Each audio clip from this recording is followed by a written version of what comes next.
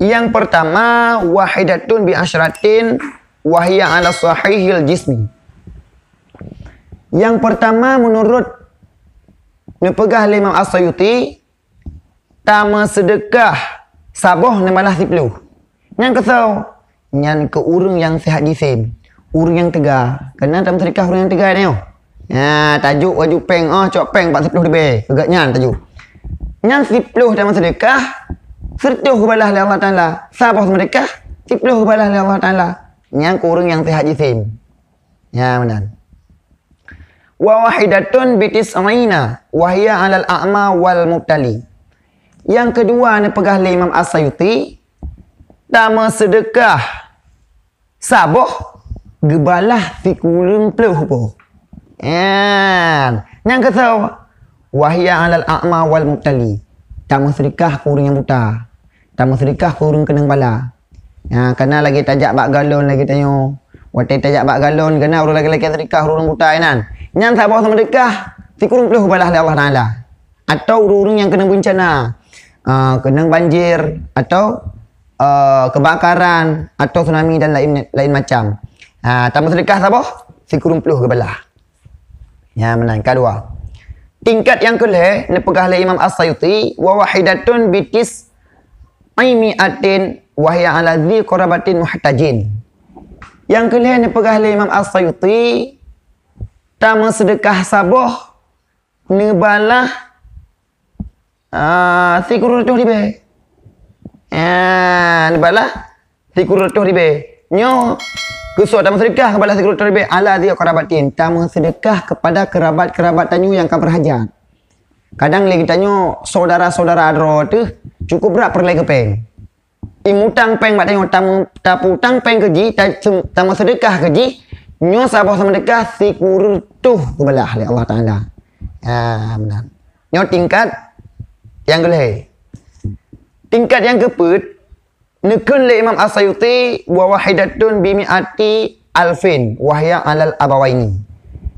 Tingkat yang keput pahala tama sedekah iaitu tama sedekah saboh gebalah li Allah Taala iaitu 100 ribu gebalah.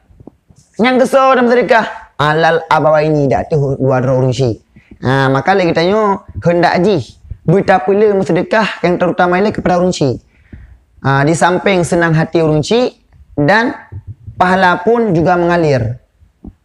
Dikna mengalir pahala saboh sama sedekah 100 ribu kepada Allah Taala. Negara tiba bahagia orang sedekah kepada orang si. Lain rida orang si berempat ni. Menanya tingkat yang keput.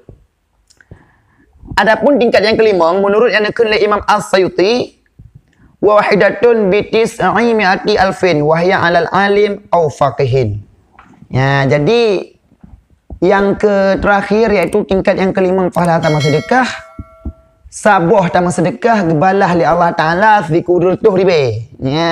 Kesor dengan tama sedekah tersebut wahya 'alal alim au faqih. Iaitu tama sedekah ke orang alim atau orang yang faqih. Tama sedekah ke ulama, tama sedekah kepada gure-gure tu, tama sedekah kepada pimpinan-pimpinan dayah. Nyo cukup boleh pahala. Sebab di para pimpinan dayahnya itu maupun dalam kategori orang alim atau orang faqih. Menang ke ketungku ni sama cik. Tengku pi payah tama sedekah je tiga-tiga. Baik yo dah tengku dia yo. Kalau dia tak fikir Allah tungkunya baru memang tung je. Ada memang tungku pi kepurno dia. Tak le pengan.